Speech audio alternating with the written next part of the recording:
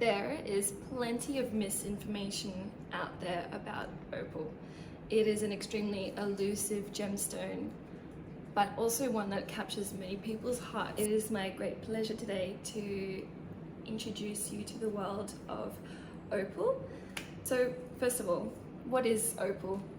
Well, opal is my favorite gemstone and Australia's national gemstone. In Australia, we used to have an inland sea about 500 million years ago, and that inland sea covered a lot of Queensland, New South Wales and Victoria, turned into the outback we know today. And in these areas where there was sea, we find opal. They are well-known fields, such as in Queensland we have the Winton Fields, New South Wales we have Lightning Ridge and White Cliffs, and in Victoria we have Cooper Pedy. So they are the most well-known fields for opal today. There are more, but they are the most well-known. Opal itself is a silicate water mixture. After eons of time, what happens is silicate water has trickled down the sandstone layers that we have in the outback here, and as these waters are slowly falling, they are catching the silica that is in the ground itself, and so this silicate water eventually pulls into cracks and seams into wherever it can fit, just like a hermit crab finds a shell and then it makes that its home. So the opal gets nestled somewhere, and then through time and pressure, it solidifies from the silicate water jelly into the beautiful opal that we know today. They estimate that it takes about 5 million years to make 1 centimeter of opal, and the opal itself is about 60 million years. So they're incredibly ancient stones, but there's something that's truly captivating about opal. It's the way that they dance, the way that they move. It's so unique. No other gemstone is like that. The way that they interact with light, and they kind of draw you into this little world. And that's why they're my favorite gemstones. I just love the colors that you can get. You can get any visible color. So any color of the spectrum that we can see, you can find it in opal. And this is because opal is made up of teeny tiny little silica spheres. And these silica spheres, depending on their size and their distance apart, they're randomly, like a bean bag. Imagine a bean bag full of clear little beans, little bean balls. They're the silica spheres.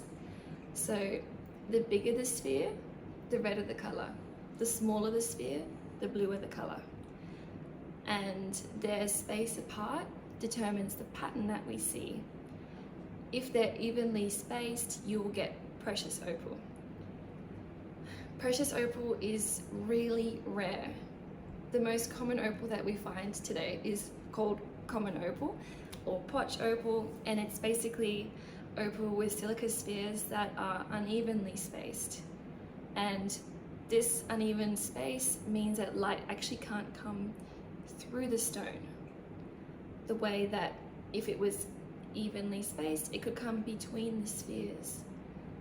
When it comes between the spheres, that's when you get the beautiful play of color, when the opal moves and the colors dance.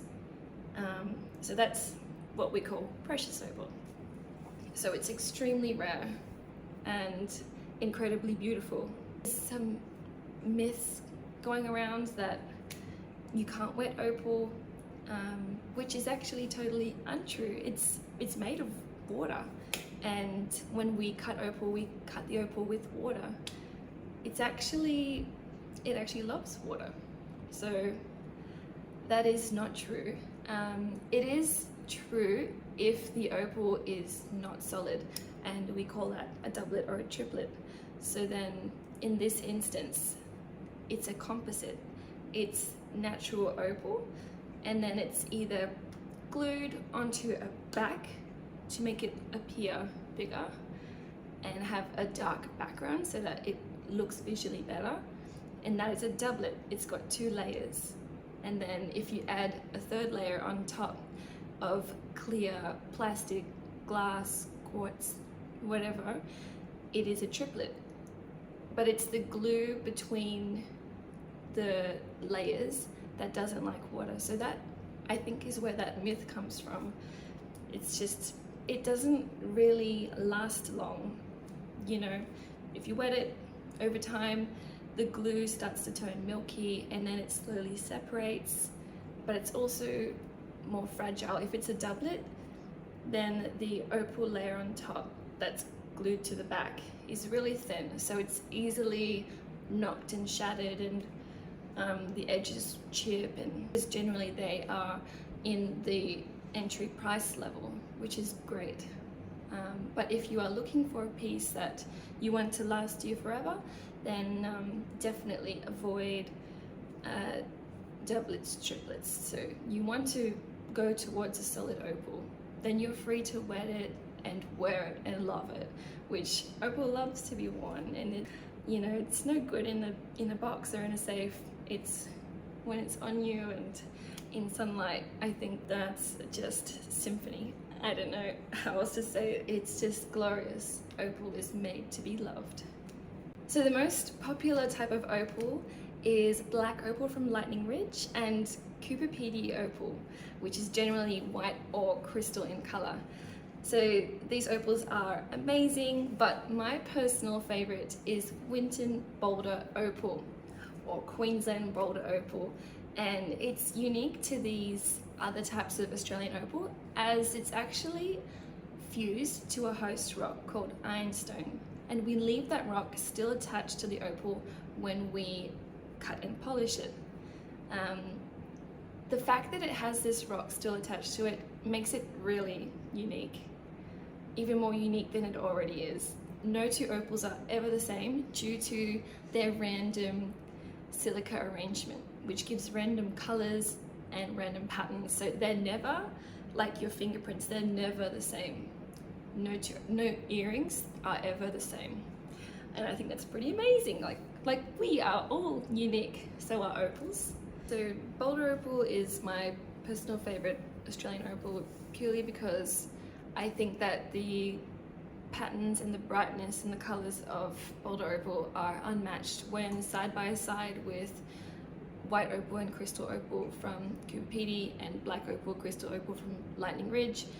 I find that the Boulder opal outshines them, and as a general, Boulder opal is getting more popular, more well known, and the more that people know about it, I think the more valuable it's becoming. This is ironstone.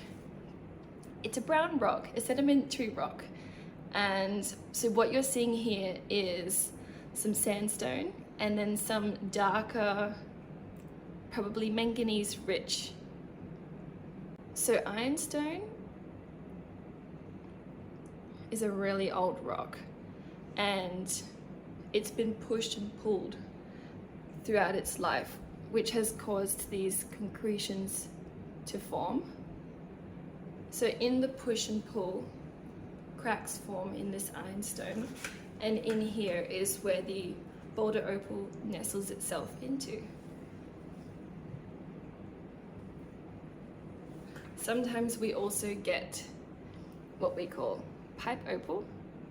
So here what you can see is there was an organic stick that was laying in the stone, or it was laying on the ground really, and then it was encased in this ironstone sandstone mix, and this soft wood has rotten away, and then the opal actually takes the shape perfectly of the organic material that it is.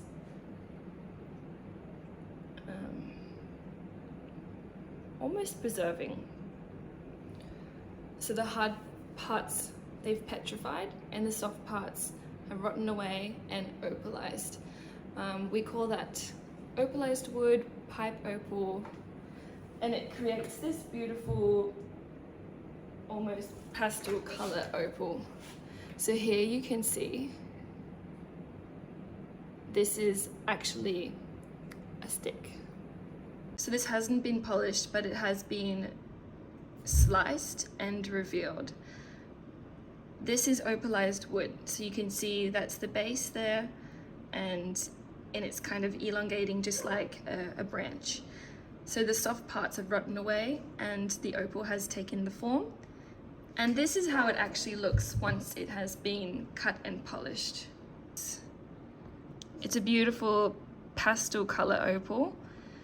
Generally they are all pastel colors, so you'll get the beautiful baby blues, baby pinks, baby greens, and they're often translucent or transparent. So here you can see a little bit of stone here, and you'll see the stone backing. So that's a sandstone. So this was a little stick, and it's been preserved as opal. You know, I hope that when I die, my bones become opal. But yeah, they're a stunning type of opal, I think, because they have an awesome history, but also the colors. I love the pastel colors that wood replacement opal gives. So here you can see it even. There's the stick that has been opalized. So just behind me, these two boulder opals here, they actually are they were one rock. So they have split. So they were like that in the ground, and we've just tapped it open with the hammer, and that's what we see inside. So this is what we would call common opal or potch. As you can see how it's not reflecting any patterns or play of color. So therefore, like we just discussed, the silica spheres are uneven. But nonetheless, it's a beautiful specimen, and it's beautiful to see the raw boulder opal in its form before we cut and polish it. This is an amazing example of boulder opal. As I move this stone, different colors and different patterns come through depending on the angle at which light is hitting the stone. It has a beautiful brightness, a beautiful body tone, an amazing spectrum of colors observed. It's relatively large in size, and that is what makes this stone very valuable. On the back, you can see the ironstone host rock, which you can also see from the side. So the actual opal is a thin layer that is naturally fused. So this is a solid opal. It is naturally fused to the ironstone host rock. We leave the rock still attached when we cut it, as it creates a beautiful dark background for the opal, which means the colors can be even brighter and easily expressed. And it actually makes the opal stronger. So it is more durable for wear.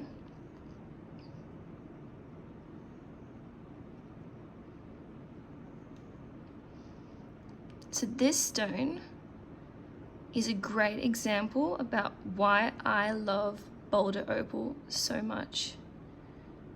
The colors and the brightness and the vibrancy are second to none. I could just look at this stone for hours. I just find it so mesmerizing. Every way I turn it, a new color and a new pattern comes out. It's just enchanting. It's really hard to photograph opal for this reason, as opal just looks the best when it's moving. It's made for life. It's made to be worn and adored by you and by everyone who comes across you wearing it. I think it's truly a magical gemstone for this reason. So that is what I wanted to share with you today, and feel free to ask me any questions if you want to know anything about Opal, or if you want to clear up anything, and I'm happy to share what I know with you. And I hope you have a lovely day or night, and I will see you soon. Bye!